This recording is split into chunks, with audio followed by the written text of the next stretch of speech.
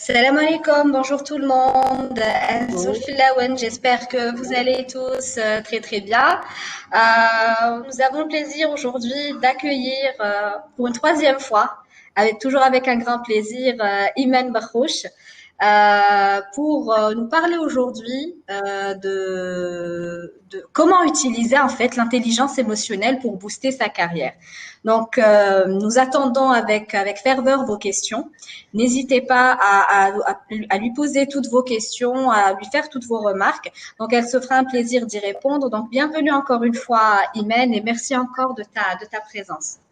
Avec plaisir, ça me fait plaisir d'être avec vous, d'autant plus que le sujet d'aujourd'hui est particulièrement impactant, à valeur ajoutée pour nous tous, quelle que soit la période que nous traversons. Bien entendu, en période de crise, l'intelligence émotionnelle est très utile pour votre carrière. D'ailleurs, c'est l'intitulé de notre webinaire d'aujourd'hui. Booster votre carrière grâce à l'intelligence émotionnelle. Avant de démarrer, et comme on a pris de petites habitudes, on a pris nos marques maintenant, je suis ouverte à quelques questions. Ce qui me permettra d'adapter un peu, de circonstancier un peu le contenu de ce webinaire à vos attentes. Et donc, s'il y en a, je veux bien en prendre avant même de démarrer le webinaire. D'accord. Donc aujourd'hui, on a l'avantage peut-être de ne pas être très nombreux. Oui, Donc là, je vais tout simplement peut-être faire l'appel, hein. D'accord. Alors, là, on a avec nous Lies Bejawi, Reda Benalag, Imen Benjabour, Sonia Ben Siali, Lakhdar Mazouzen et Abderrahman Yahi. Donc, bienvenue à vous. Nous sommes en attente de vos questions et peut-être aussi de vos attentes pour ce webinaire.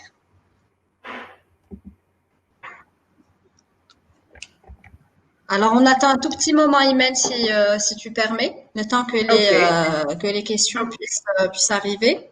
Avec plaisir. Et puis, si tu en as, Yasmine, aussi, vas-y. Hein. D'accord, d'accord. Donc, là, on a déjà peut-être défini l'intelligence émotionnelle lors de précédents webinaires, Absolument. mais en fait, je voulais avoir ta propre définition de l'intelligence émotionnelle. Alors, pour moi, l'intelligence émotionnelle, c'est un état de conscience. C'est être conscient de ses émotions et de les maîtriser, de les prendre en compte et de les maîtriser. Mais aussi être conscient des émotions des autres et de les prendre en compte. Et pour moi, c'est vraiment ça l'intelligence émotionnelle.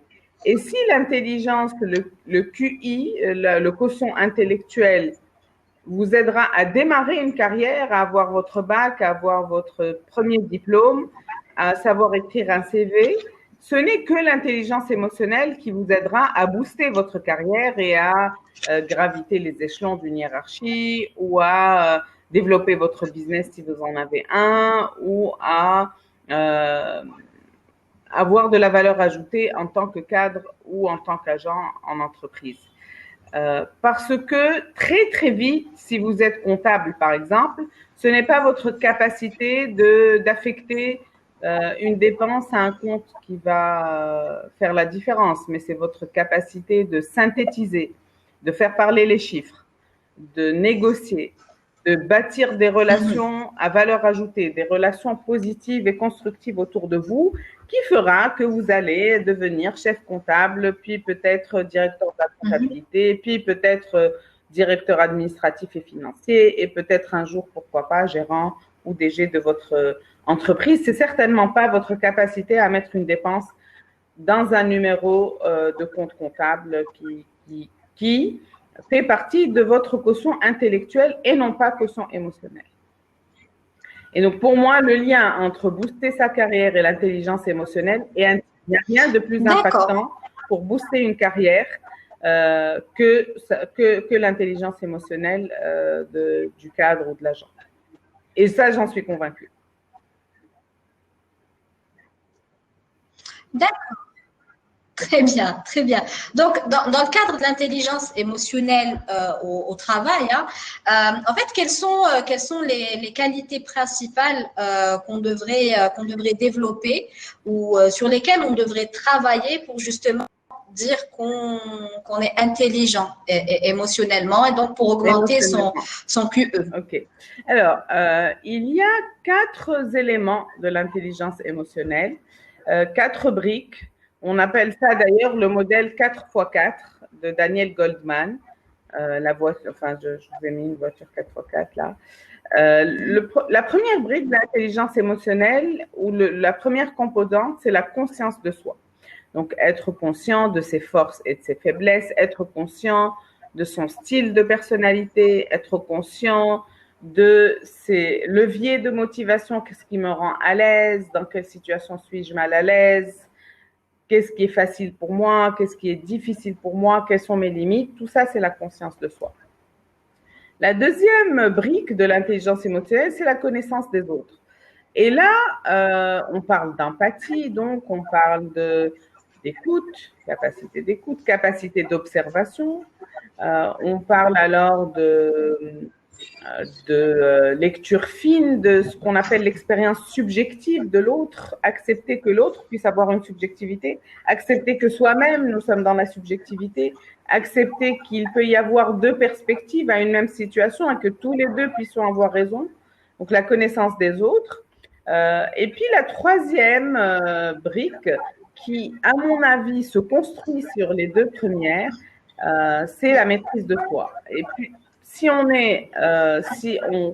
a une fine connaissance de nos forces et faiblesses, de nos limites et des émotions, des capacités, des personnalités des gens face à nous, alors on peut être dans la maîtrise de soi. Et là, on parle alors de gestion du stress, de maîtriser ses émotions, de transcender d'une émotion négative vers une émotion plus positive, d'être plus raisonnable dans ses réactions, de faire travailler une partie du cerveau qu'on appellera le cortex cérébral qui est plus raisonnable que d'autres parties du cerveau instinctives, réactives et un peu moins raisonnables. Et enfin, les aptitudes sociales et managériales.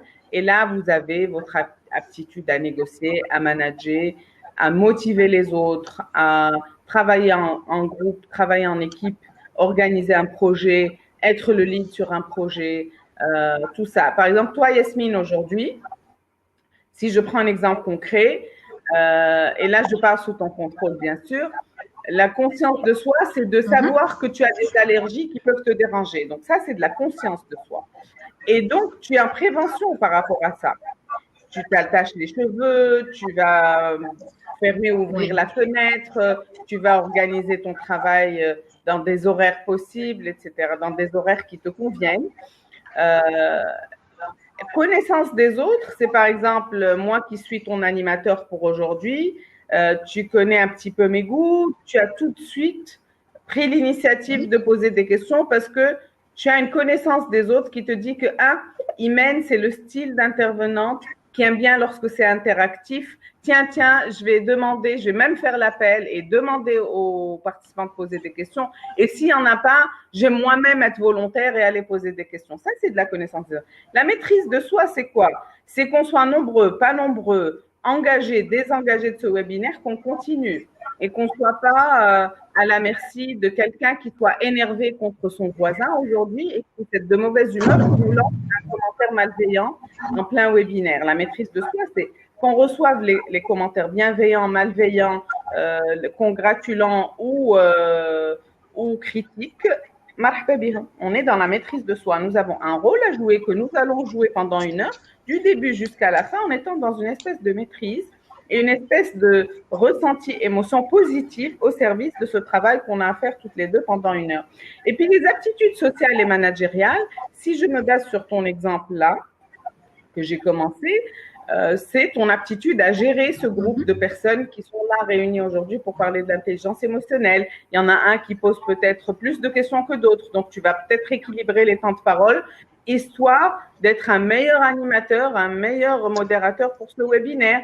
Tu vas peut-être rebondir sur un mot que j'ai dit mais pour l'intérêt du groupe, parce que tu sais que le groupe sont là pour un objectif de carrière et non pas de recherche scientifique. Par exemple, si tu me vois aller vers la recherche scientifique et les mots très techniques, tu vas dire attention, Imen, rappelle-toi, hein, la société, la mini-société de 9 personnes ou de 10 personnes dans laquelle nous sommes aujourd'hui, elle a pour objectif et pour souci premier la carrière, le travail, trouver un job, évoluer dans sa carrière plutôt que la culture générale et la recherche scientifique. Et donc, ça, c'est les principales aptitudes en termes d'intelligence émotionnelle. Et puis, dans chacune des 4 rubriques, il existe 4 autres rubriques. Et c'est ça l'intelligence émotionnelle. Maintenant, l'intelligence émotionnelle est une quête. Hein. On n'est jamais parfait en intelligence émotionnelle. Personne n'est jamais parfait en dehors des très grands maîtres spirituels, peut-être, qui vont incarner une plénitude comme ça de l'être humain. Mais nous avons tous des forces et faiblesses. Par exemple, je peux être très empathique, mais manquer d'estime. Mais même ces grands maîtres ont beaucoup travaillé sur eux-mêmes pour pouvoir atteindre justement Absolument. Et dans toutes les pratiques spirituelles, on parle de chemin, on parle de seir, on parle de travail sur soi. Dans toutes les pratiques, il n'y a pas une religion ou une spiritualité qui ne parle pas de combat, soit combat ou alors chemin à parcourir pour arriver à, par exemple, être dans le service des autres. Par exemple, l'empathie, pour être dans la confiance totale en soi et en l'univers ou en Dieu ou quelles que soient vos croyances. La conscience de sa culture, s'acculturer à une nouvelle culture, mais aussi être consciente que dans ma culture, tu ne peux pas me convaincre que ma mère puisse être un être ordinaire. Tu peux me dire Descartes a dit, tu peux me dire oui, mais tu sais, en Belgique, par exemple, une maman, c'est exactement comme un contact normal. Ok, Rabbi Sahel Ali, mais moi, je suis consciente de ma culture. Et ça, c'est de l'intelligence émotionnelle, par exemple. Hein, donc, mais il y en a beaucoup, il y a beaucoup d'éléments à travailler. Je n'ai pas pour ambition en 1 heure de vous enseigner tout autour de ce modèle 4x4, donc 16 aptitudes de l'intelligence émotionnelle, mais vous sensibilisez que si vous vous mettez en ligne de mire 1 à 2 sous-compétences d'intelligence émotionnelle tous les semestres, par exemple, vous pouvez, in fine, booster votre carrière de manière significative. Et si je prends un exemple concret, sur les 16, nous avons tous des forces. Et si, par exemple, ta force à toi, je ne parle pas d'Yasmine, mais de quelqu'un d'autre qui puisse être dans notre tour de table aujourd'hui, ta force à toi, c'est, admettons, le service des autres et l'empathie. Et puis, motiver les autres et communiquer. Et admettons que ce soit cette partie de droite de mon écran qui soit plutôt ta force. Alors, tu sais ce qu'il te reste à faire. Il y a l'estime de soi à travailler probablement, la confiance en soi. Il y a peut-être la fiabilité, puisque tu es très, très serviable, tu as du mal à dire non. Et puisque tu ne dis pas non, ça fait de toi une personne moyennement fiable en entreprise. Et si tu travailles petit à petit la confiance en soi, puis la fiabilité, puis l'adhésion aux objectifs, et tu apprends à dire non aux choses qui ne rentrent pas en ligne de mire de tes objectifs, imagine sur 5 ans ce que ça peut avoir comme impact. C'est tout juste énormissime. C'est vraiment énorme. Et là, je vous parle de choses concrètes. Hein. Ce n'est pas quelque chose que j'ai lu dans un livre. Je coach des dizaines et des dizaines de cadres. Je forme des centaines de cadres tous les ans. Et je peux vous dire que je les ai vus évoluer de manière très, très concrète sur tous ces aspects. Et ça fait une grosse différence. Et quelquefois, il suffit d'une prise de conscience lors d'une conversation comme on est en train de l'avoir aujourd'hui. Très bien, très bien. En fait, j'aurais une petite question, Imen. Donc, oui. Concrètement, En quoi peut nous aider le fait de développer notre intelligence émotionnelle dans le fait de gravir les échelons? Alors, je prends un exemple. Admettons que tu sois acheteuse dans une firme de grande distribution d'électroménager, par exemple. OK. La négociation, c'est une compétence clé pour toi pour évoluer dans ta carrière ou pas? Oui. Oui, oui. Alors, négocier de meilleurs contrats cadres, de meilleurs prix, avoir plus de fournisseurs qui te fassent des promotions, des rabais, etc. Bon. Alors, la négociation, c'est quoi à la base? C'est de l'empathie, c'est comprendre les intérêts de l'autre, c'est de la confiance en soi, c'est imposer ses propres règles, c'est de la communication, c'est de la motivation pour que les autres puissent te donner des fleurs, puissent te livrer, même lorsque le stock est infime, ils te livrent toi plutôt que l'autre qui est moins intelligent émotionnellement, qui est moins empathique, moins au service, moins à l'écoute, moins amical. Ça te permet d'avoir des relations positives et constructives avec les autres, pas seulement les fournisseurs, hein, mais aussi les commerciaux qui vont mettre en avant il y a un micro qui n'est pas désactivé, mais aussi des commerciaux qui vont mettre en avant cette marchandise que tu as tellement négocié, tu t'es tellement fatigué à négocier, et puis tes collègues qui font le rayonnage la mettent en dessous, et toi, grâce à ton relationnel, à ton sourire, à ta capacité de te maîtriser, même quand un collègue n'a pas tenu sa parole, va t'aider à être perçu par les autres comme une personne ressource et non pas une source de discorde, de problèmes, de conflits qu'on doit encore gérer en dehors de tous les problèmes de fond. Et ça, par exemple, c'est concret. Donne-moi n'importe quel rôle, ou peut-être quelqu'un de l'audience peut nous donner son rôle à lui, ce qu'il fait aujourd'hui. Oui, ben justement, j'attends qu'on nous pose déjà des questions, qu'on puisse répondre à ce que. Donc, quel est le rôle, en fait, si vous pouvez tous nous répondre, quel est le rôle de chacun d'entre vous? Aujourd'hui, que faites-vous aujourd'hui comme travail? Et si vous êtes à la recherche d'un emploi, dites à la recherche aussi dans tel domaine. Et ça aussi, ça m'intéresse.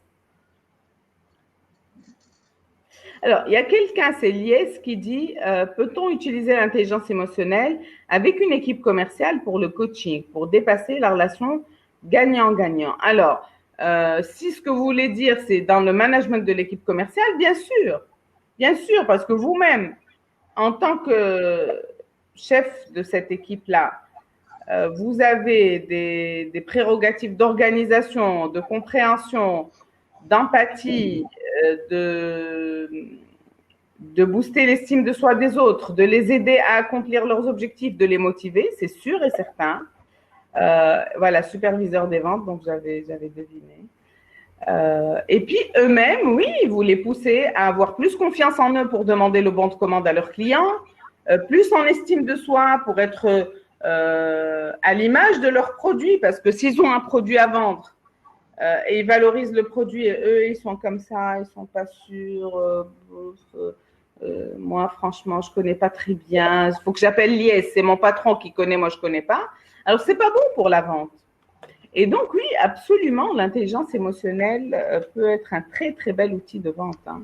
D'ailleurs, pour la petite histoire, l'intelligence émotionnelle, à la base, c'est surtout en thérapie qu'elle a été utilisée, puis en sociologie. Et dans le business, ça a été les équipes de vente, notamment dans le secteur pharmaceutique, qui étaient les premières à bénéficier de l'apport de l'intelligence émotionnelle. Et il y a eu de grands maîtres de l'intelligence émotionnelle qui ont fait le tour de la planète avec des grands cabinets pharmaceutiques, ou tu dis compagnies pharmaceutiques, je ne sais pas, pour former leurs superviseurs de vente, leurs visiteurs médicaux, etc. Et donc, oui, la réponse est oui. Donc, si je prends un rôle, quelqu'un a dit, je suis à la recherche d'emploi dans le domaine de l'industrie pharmaceutique. Okay. On a beaucoup de personnes qui sont diplômées en pharmacie aujourd'hui et qui sont à la recherche d'un emploi. Alors, ça ne m'étonne pas parce que dans le monde de l'industrie pharmaceutique, ce mot intelligence émotionnelle, il résonne depuis, je vais dire 30 ans. Je veux dire 30 ans dans le monde et peut-être chez nous, je vais dire 9-10 ans. Et donc, ça ne m'étonne pas qu'il y ait beaucoup de gens de l'industrie pharmaceutique qui soient sensibilisés à l'intelligence émotionnelle. Ok, alors, donc… on a une petite question, je pense, de Sonia Bessiali, qui dit: l'intelligence émotionnelle est-elle suffisante afin de booster sa carrière ou doit-elle être combinée à d'autres facteurs? Alors, je ne peux pas répondre à cette question dans l'absolu. Pourquoi? Parce que toute situation nécessite une boîte à outils qui lui est spécifique. Est-ce que l'intelligence émotionnelle est suffisante? Dans votre cas, je l'ignore. Parce que votre cas peut nécessiter plus de connaissances techniques, par exemple. L'intelligence émotionnelle, ce sont des soft skills. Et donc, aucune compétence à elle seule n'est suffisante. C'est un ensemble qui est interlié. Par exemple, si tu me dis, oui, moi, la seule capacité qui peut m'aider, c'est la gestion du temps. Je te dis non, tu peux être très bon pour gérer le temps. Mais si tu dis non à ta mère malade, je suis occupée parce que dans mon calendrier, c'est inscrit laver la voiture, c'est pas de l'intelligence émotionnelle. Donc, tu as bien géré ton temps, tu as prévu de laver ta voiture en 45 minutes, tu l'as fait en temps et en heure, tu es un excellent gestionnaire du temps, bravo. Mais en termes d'intelligence émotionnelle, tu as manqué d'empathie vis-à-vis de ta mère.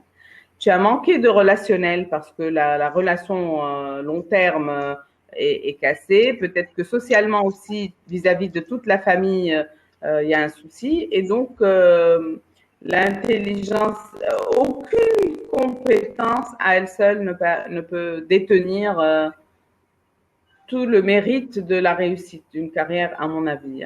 Après, l'intelligence émotionnelle, si tu travailles sur ça, et rien que sur ça, pendant 2-3 ans, tu peux être safe.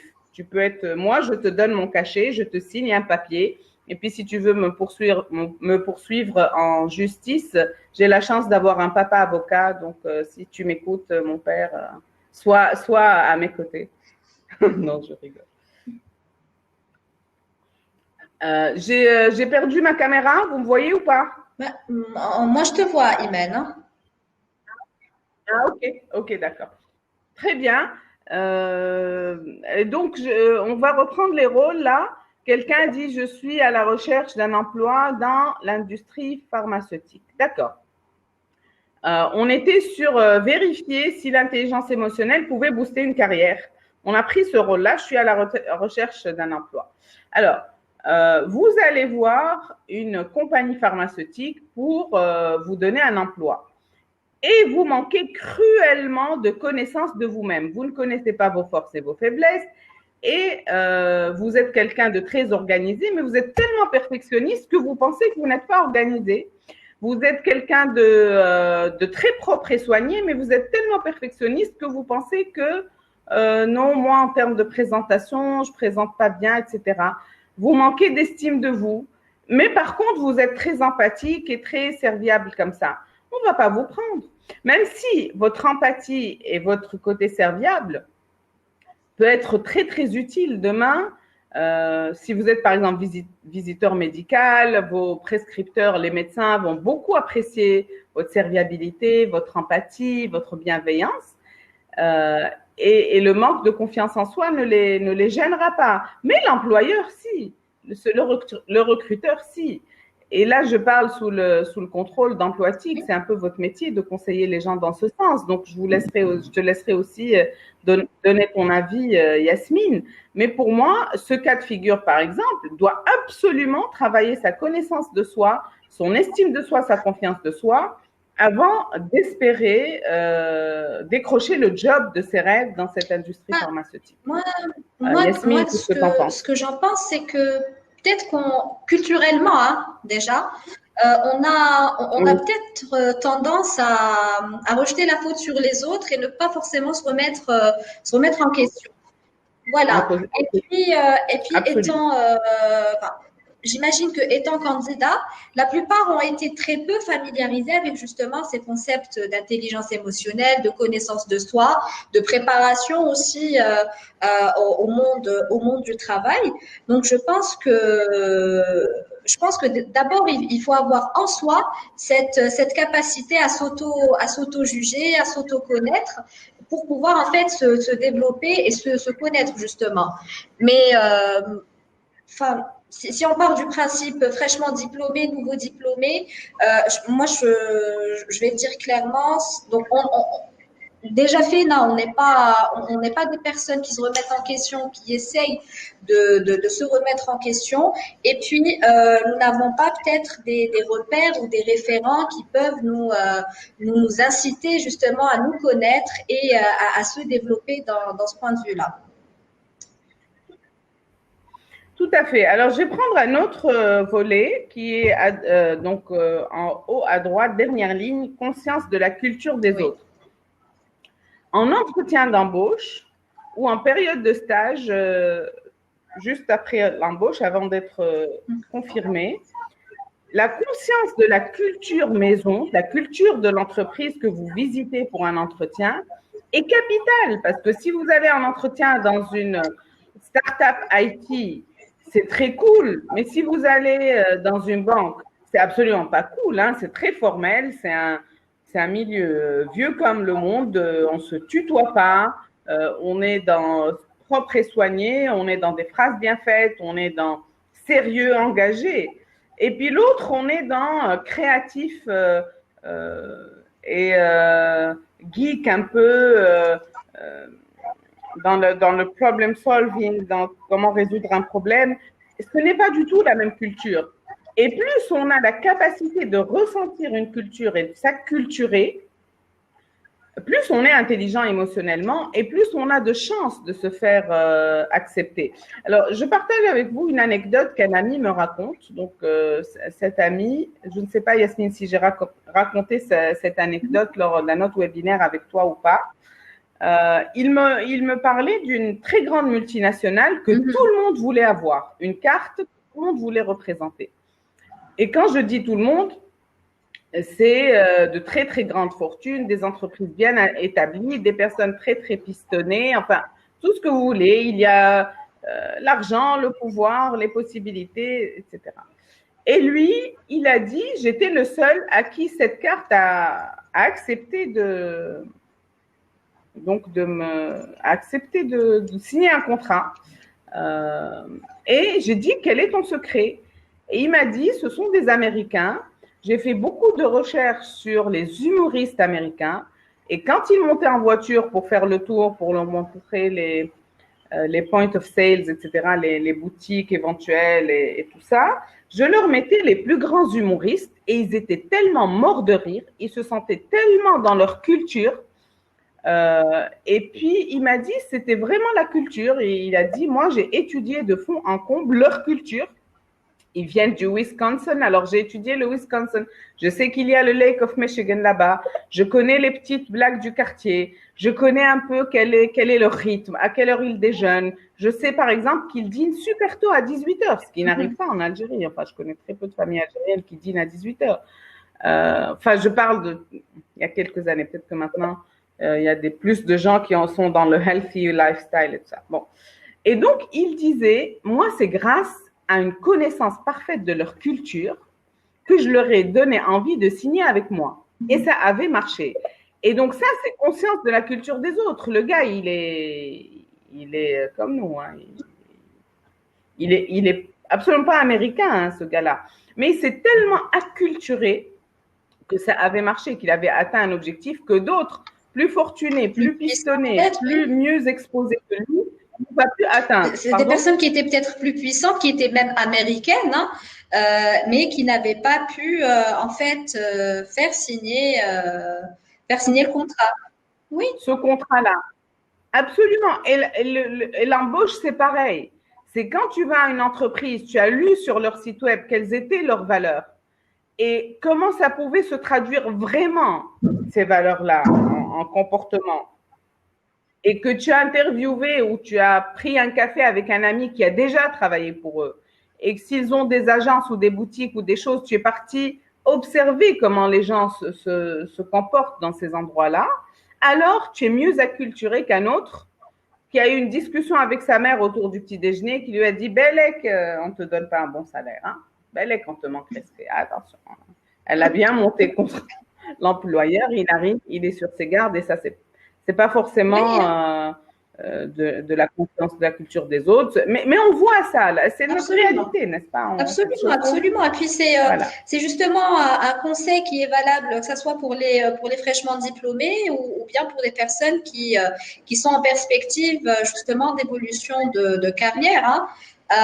Donc là, je vois Reda Ben Allek qui dit ça fait 18 ans, j'ai 18 ans d'expérience dans le domaine vente et marketing et je suis à la recherche d'un emploi actuellement. Donc moi ma question elle va dans ce sens. Est-ce que on doit développer les mêmes compétences émotionnelles quand on est fraîchement diplômé ou quand on a de l'expérience? Alors, l'expérience nous oblige à développer notre intelligence émotionnelle, qu'on le veuille ou pas. Si je prends que la communication, c'est la deuxième ligne dans le carreau de droite en bas. Si vous avez 18 ans d'expérience, vous avez été obligé de soigner votre communication parce que vous avez été dans N meetings, à N réunions, vous avez écrit N contrats, vous avez échangé par mail et quelquefois vous vous êtes fait taper un peu sur les doigts pour un mail mal écrit ou un ton un peu agressif ou au contraire, pas assez de fermeté. Et donc, vous avez boosté votre communication, c'est sûr. Je n'en ai aucun doute. Et alors que il y a 18 ans, il y a de cela 18 ans, quand vous avez intégré le monde du travail, vous ne saviez pas écrire un mail ferme et bienveillant. Peut-être, hein, je parle sous votre contrôle, c'est juste des suppositions que je fais. Et donc, ça, c'est già fatto, comme dit l'italien. C'est déjà fait. On ne va pas revenir 18 ans en arrière et non, vous allez maintenant développer des choses plus subtiles. Par exemple, éviter les conflits. Et dans éviter les conflits, il y a empathie, il y a connaissance de mes intérêts, connaissance de l'intérêt de l'autre. Il y a quels sont les vrais problèmes, les faux problèmes. Il y a ce conflit, est-il utile ou pas utile? Il y a quel est le meilleur scénario possible, le pire scénario. Vous devenez comme un joueur d'échecs qui va scénariser, qui va comprendre, mais qui va être dans une charge émotionnelle qui est basse. Alors qu'il y a 18 ans, vous gériez les mêmes conflits, mais vous étiez dans une charge émotionnelle très, très haute. Vous étiez tellement énervé qu'il y ait ce conflit dans votre équipe entre deux commerciaux qu'il vous était impossible de le résoudre de manière constructive. Par exemple, là, je prends des exemples. Et donc, non, si tu prends une même personne, ce n'est pas du tout les mêmes compétences à développer 18 ans plus tard, mais si tu prends deux personnes, je peux être naturellement, dès mon jeune âge, très empathique déjà. Je peux être très adaptable dès mon jeune âge. Ou je peux être très confiante dès mon jeune âge, avant même d'intégrer l'entreprise. Alors, il y a d'autres choses à apprendre. Et donc, moi, l'exercice que je donne à tout le monde, c'est de prendre ce modèle 4x4 là, que vous voyez sur mon slide, et de vous donner une note de 0 à 10 sur chacun des éléments, et puis de travailler tout ce qui est inférieur à 7 peut-être, par ordre de priorité selon votre rôle. Et quand je dis par ordre de priorité selon votre rôle, c'est clair que si je suis manager, j'ai intérêt à développer la brique en bas à droite.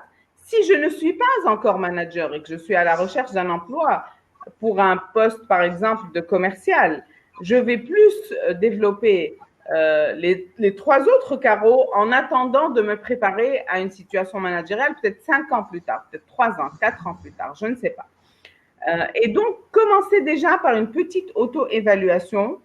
Et puis, à partir de là, vous allez, les priorités d'action, les priorités de développement vont sauter aux yeux. Ça va être évident pour vous. Très bien, très bien. Donc là, on a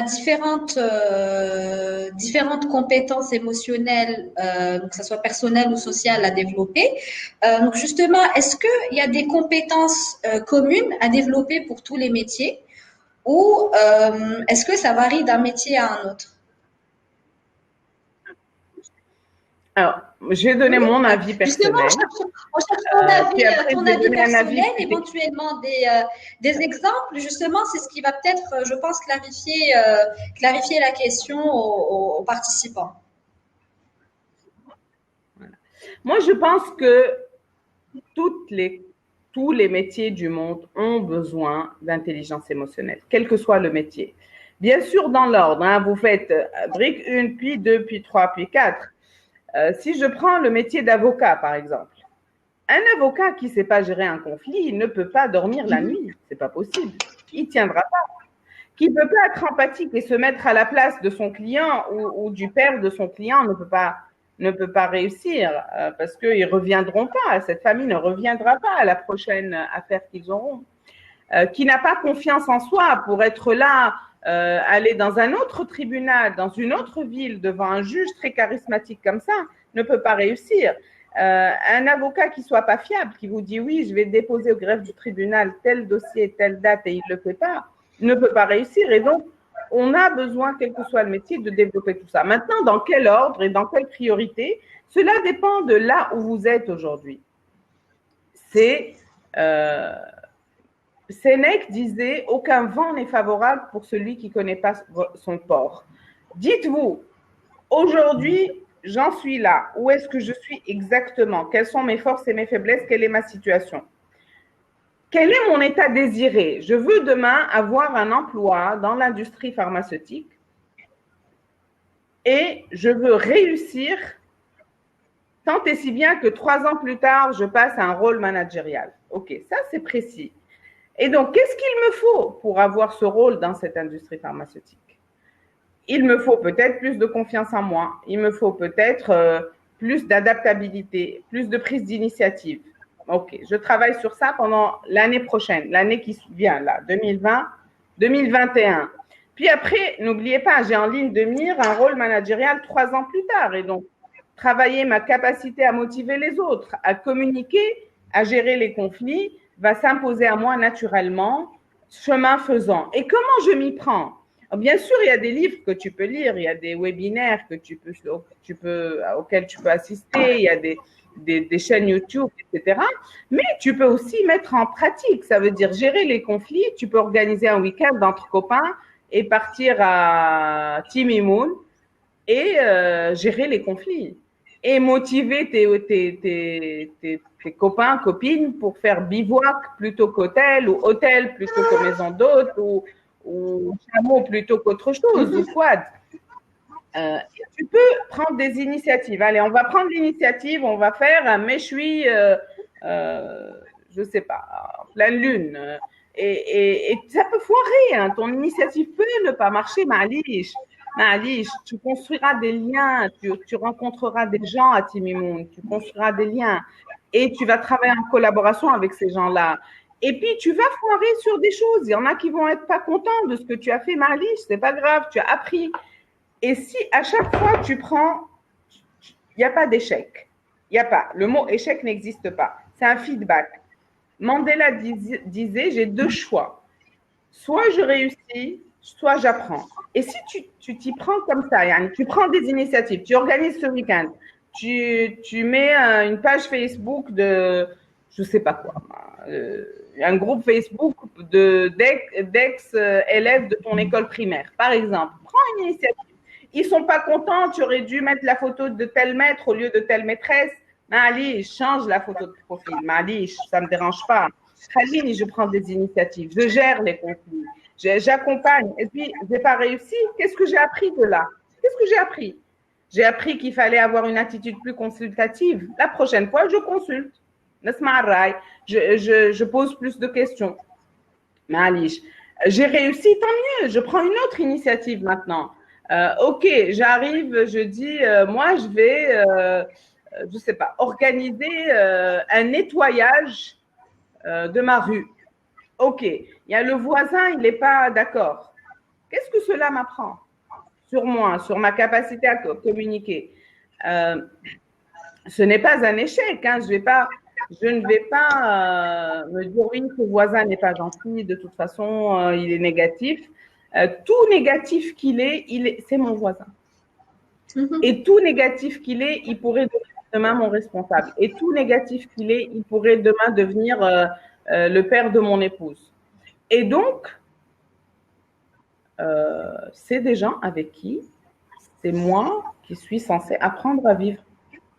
Qu'est-ce que j'ai appris? Comment faut-il prendre ces gens-là?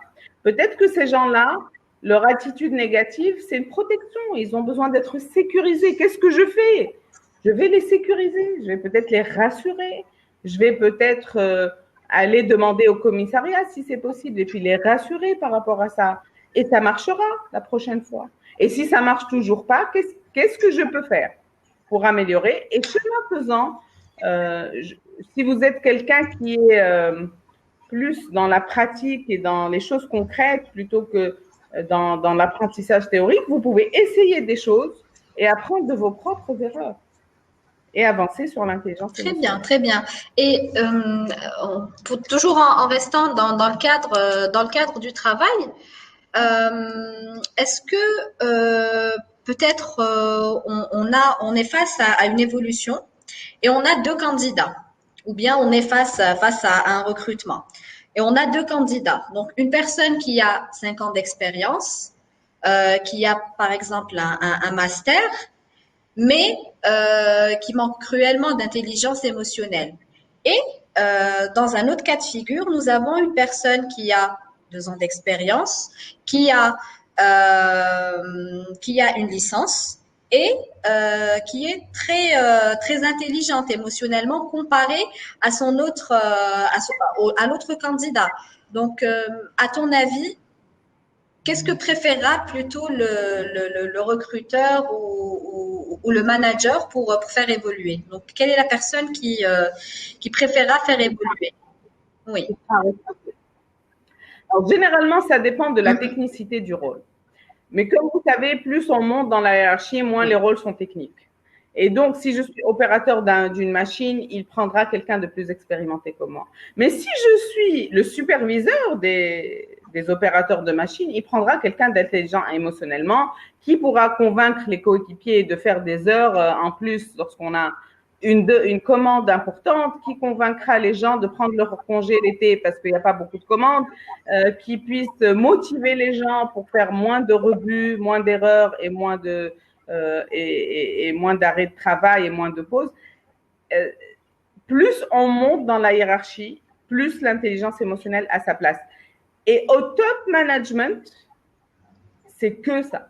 C'est que ça. Ça devient que la communication, que la capacité à s'imposer, que l'adaptabilité, que l'adhésion aux objectifs, que gérer les conflits. C'est tout. Il y a plus de technique, quasiment plus de technique, parce qu'on a des tableaux de bord, on décide, on organise des réunions, on négocie, on recrute, on choisit les meilleurs pour les meilleurs rôles, et puis c'est tout. Et donc, autrement dit, plus vous êtes intelligent émotionnellement, plus vous êtes prêt à des rôles très élevés en entreprise et ailleurs. Et ailleurs, parce que tout est lié. Vous pouvez très bien faire valoir vos rôles dans la vie en entreprise. Très bien, très bien. Donc là, on a une question de Adel Ait Iril. Avec la révolution industrielle actuelle, est-il suffisant d'être intelligent émotionnellement?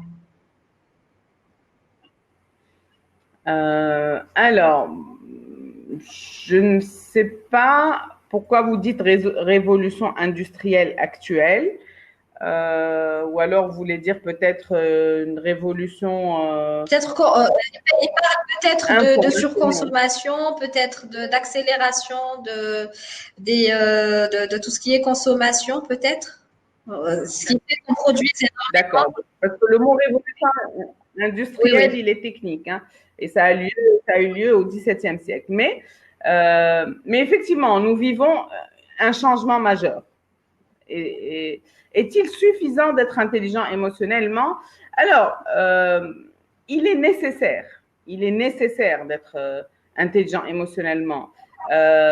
Pourquoi est-il nécessaire et pas suffisant? Parce que dans chaque métier, il y a aussi de l'intelligence intellectuelle, de l'intelligence technique. Et celle-là, elle est importante aussi. Si vous êtes développeur Java, il faut connaître Java. C'est clair. Il faut connaître bibliothèque I3E, et il faut connaître les DLL, et il faut connaître Java et savoir coder.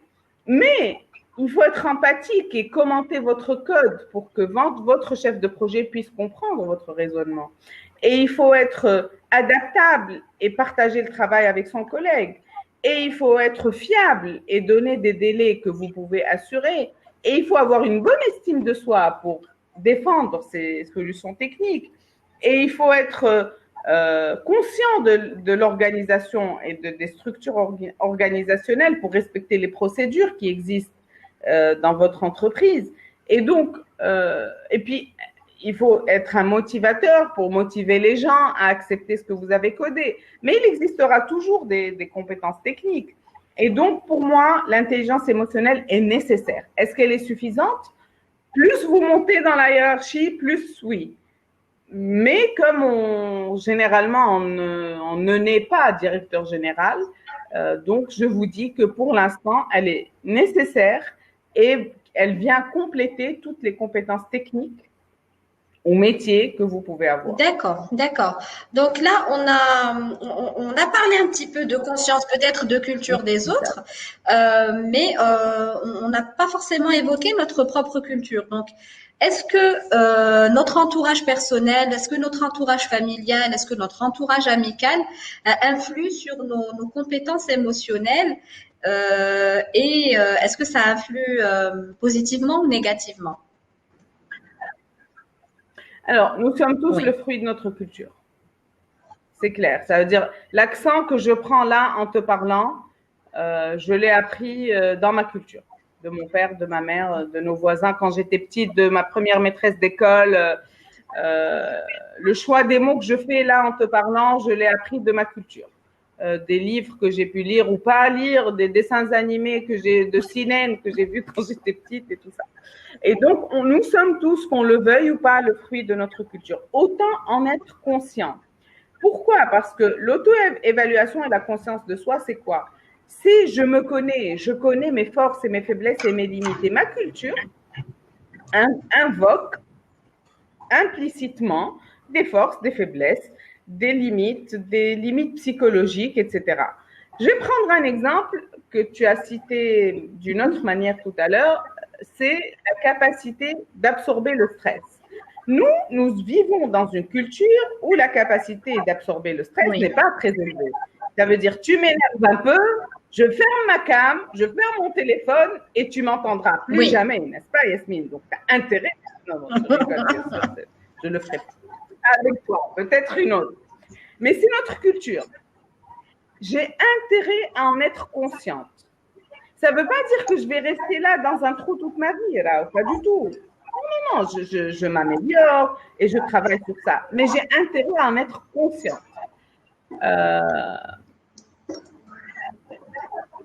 La capacité de gérer le stress. Tu travailles avec un Suédois, il est cool, hein? Il est cool, c'est sa culture d'être cool. Ça ne veut pas dire qu'il ne soit pas fiable, ça ne veut pas dire qu'il ne soit pas exigeant avec lui-même, pas du tout. Mais c'est une culture cool comme ça. Tu le vois, tu te dis, merde de moi. Mais toi, tu as travaillé, ça t'a pris tu as gesticulé comme ça. Mais c'est notre culture. Notre culture, elle est comme ça. J'ai intérêt à en être consciente. Par exemple, je prends un autre exemple. Dire non. Pour recevoir un non, c'est très culturel. Nous, dans notre culture, on ne dit pas non. Ça nous gêne. Tu prends les Japonais, ils sont comme nous, ils te diront jamais non.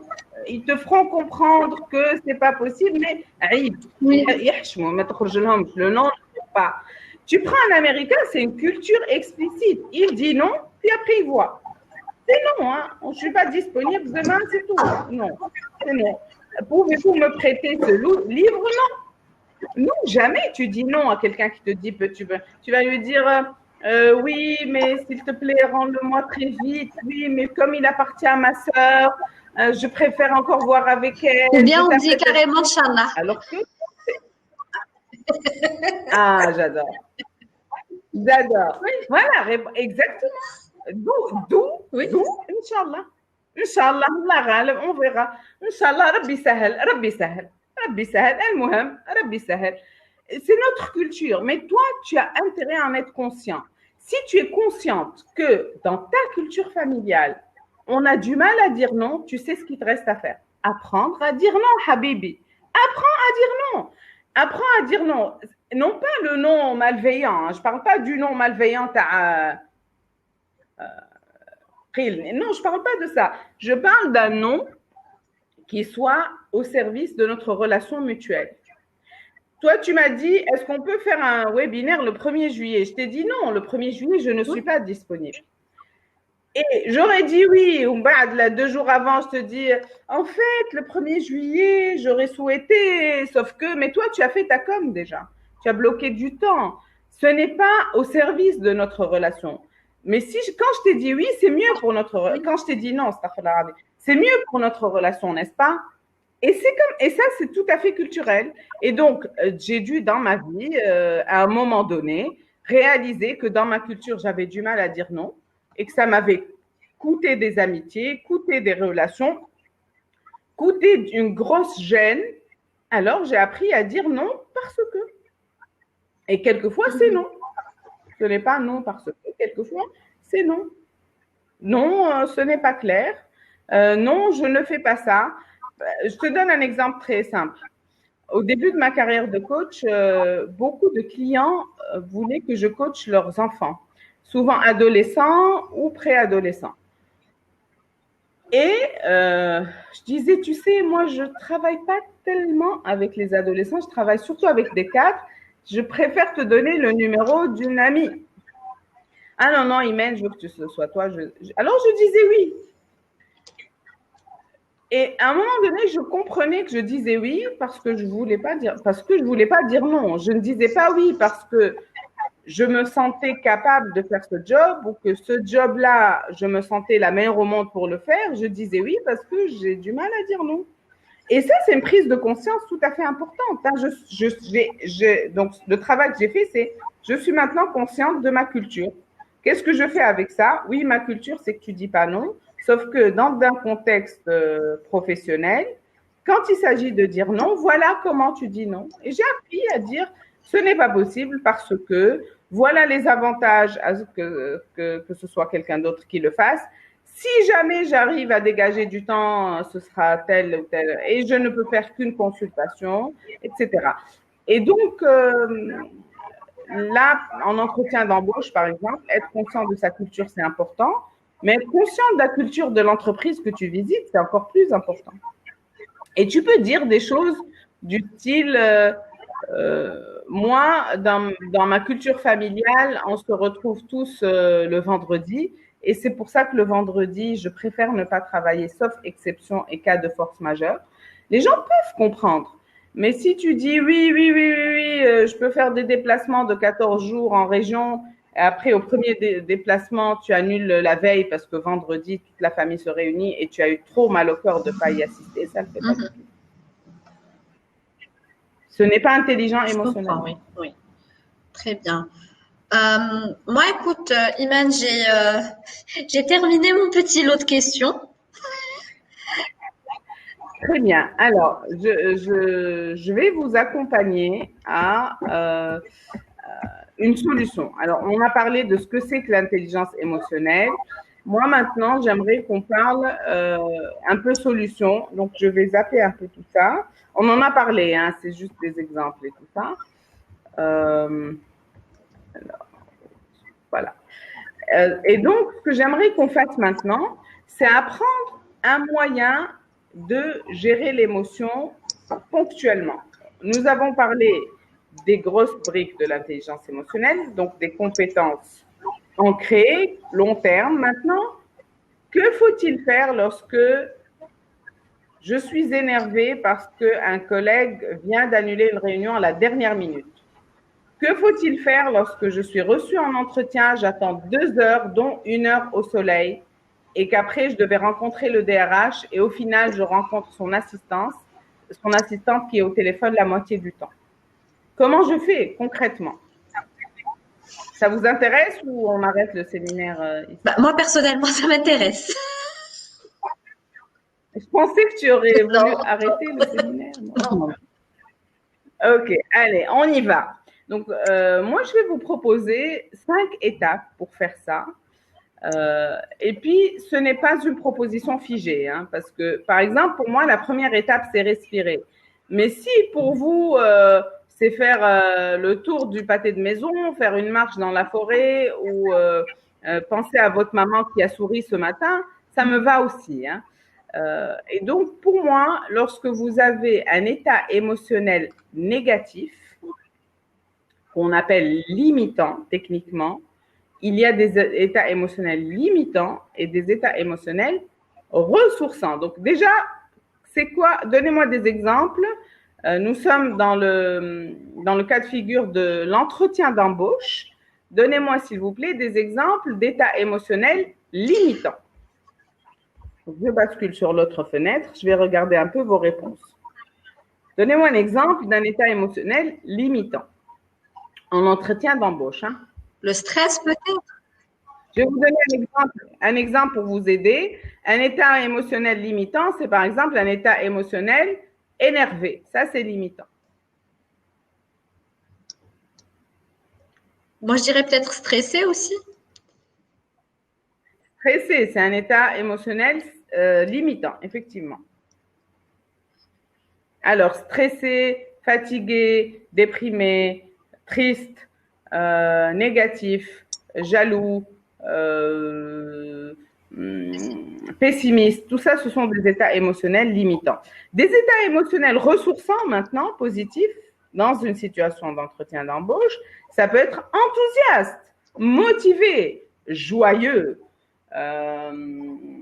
optimiste, positif, confiant, neutre, pourquoi pas, à l'écoute. Tout ça, c'est des états émotionnels qu'on appelle ressourçants. Ça veut dire que ça va ressourcer, ça va t'aider. Ou aidant, Malish, on va dire aidant. Kiff, kiff.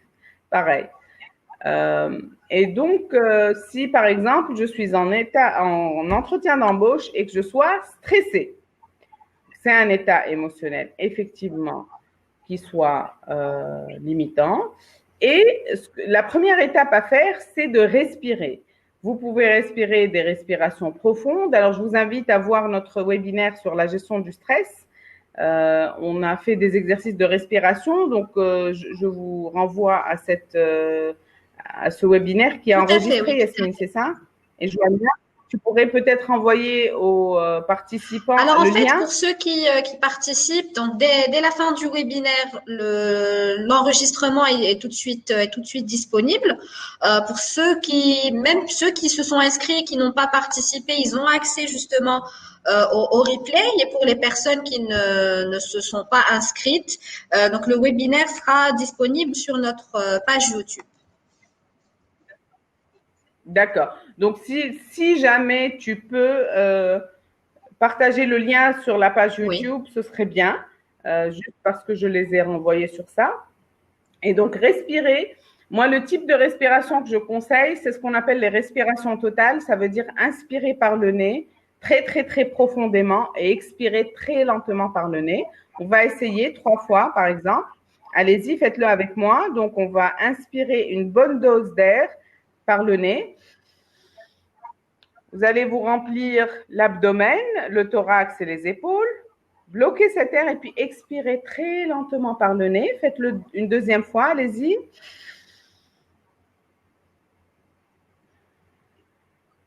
Et puis à la troisième fois, imaginez que vous allez inspirer une dose d'énergie qui vous fait du bien.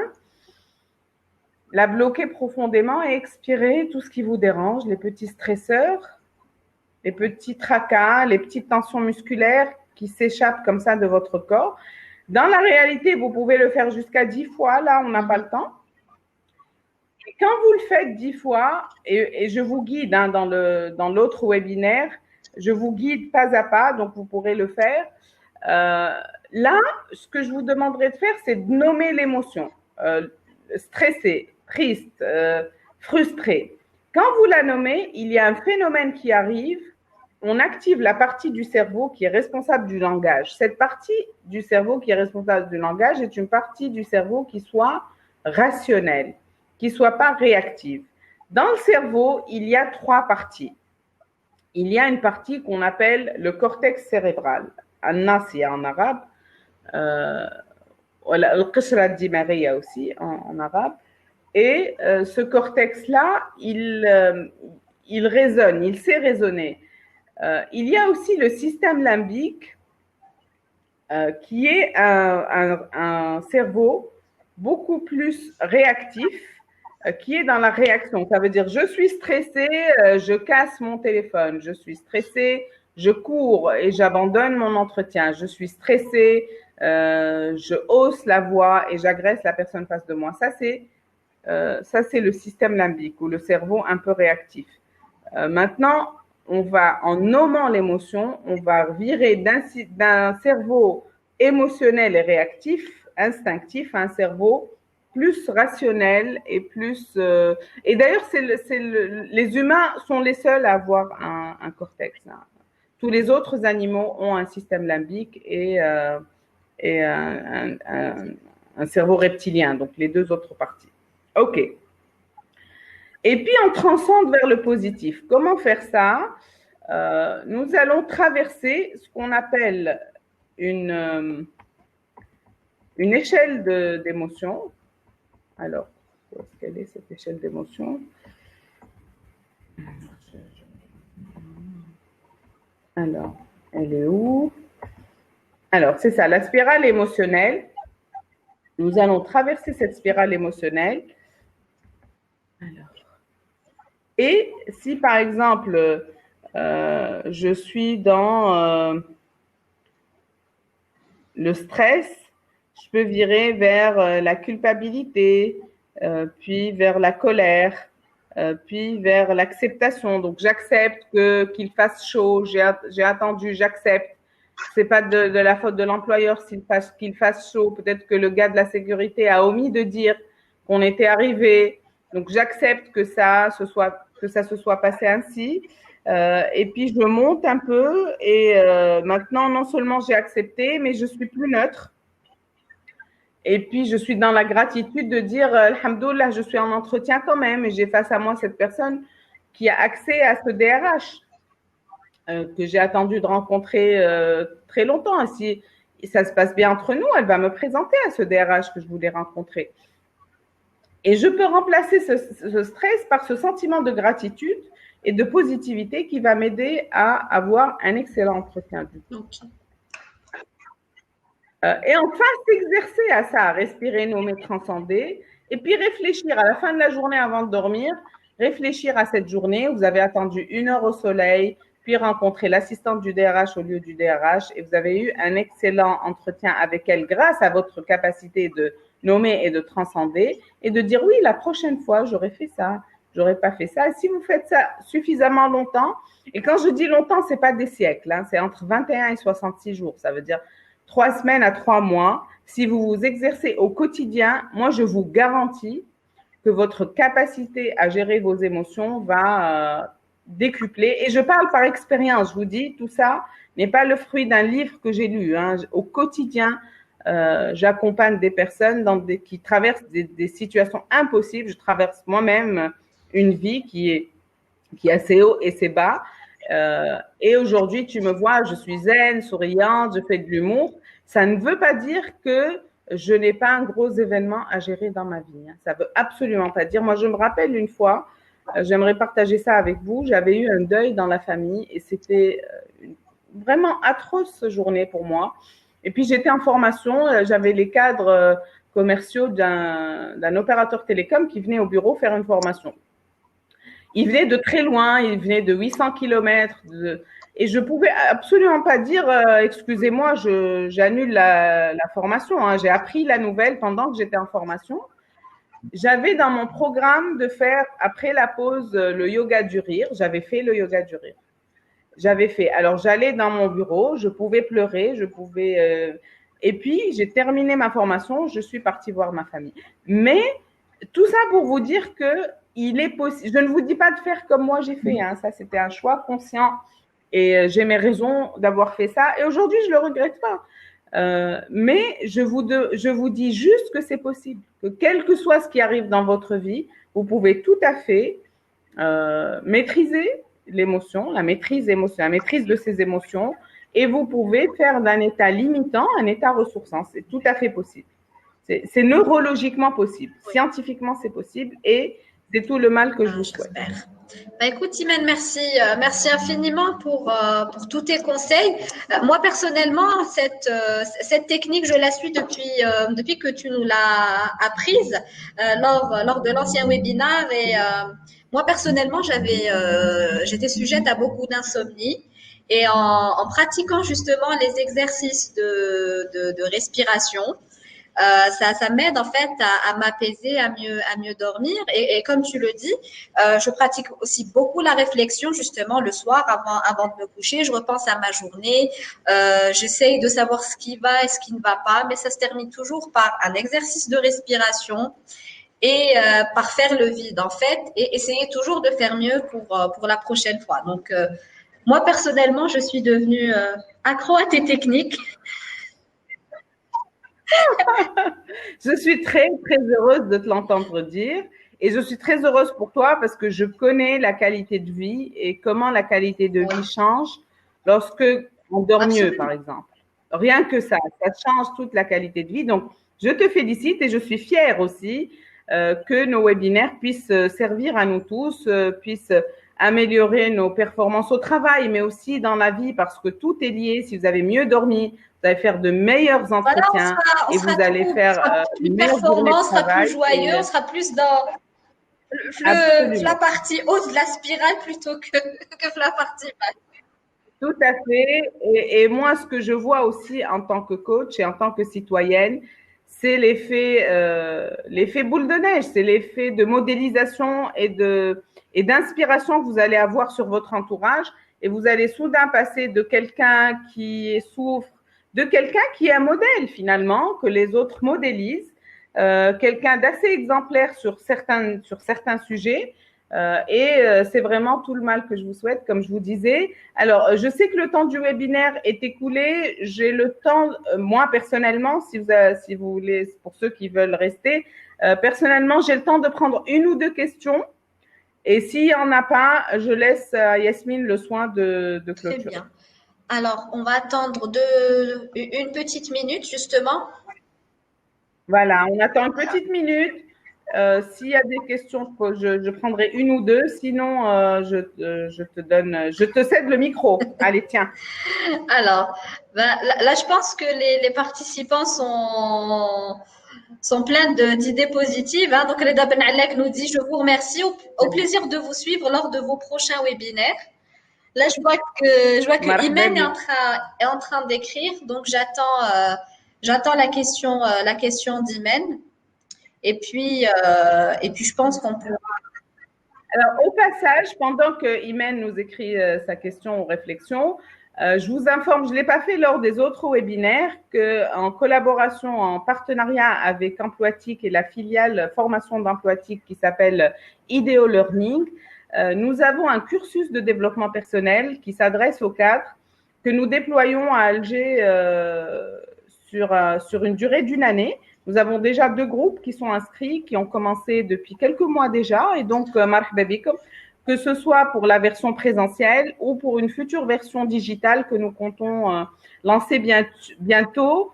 Moi, je vous encourage à prendre la version digitale si vous n'avez pas le temps de faire du présentiel, parce que vous avez expérimenté les webinaires et vous avez vu qu'en digital, on peut avoir un bienfait. Et là, Yasmine vient d'en faire le témoignage. Et donc, en avant-première, je vous annonce que nous allons mettre en place des cursus de développement personnel en digital pour notre chère clientèle, donc pour vous, et que donc je vous donne rendez-vous pour ceux qui veulent s'inscrire à des cursus plus centrés sur vous, vos besoins. Donc, il y aura des formations plus des coachings privés. Et la périodicité peut être bimensuelle, comme ça, on n'a pas encore fixé. Et le but, c'est l'excellence de carrière. Donc, c'est du développement personnel au service de l'efficacité professionnelle. C'est ça qu'on fera, Inch'Allah.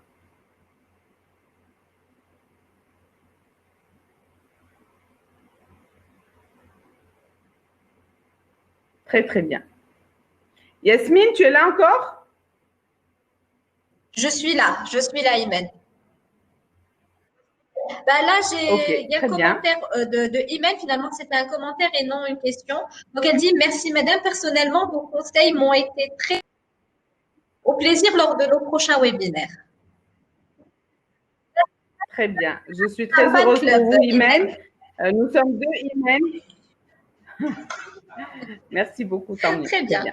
Ben, écoute, je te remercie encore une fois, Imen, de ta bonne humeur, de ta disponibilité et surtout de ton partage. Je remercie également les participants qui nous ont rejoints à ce webinaire.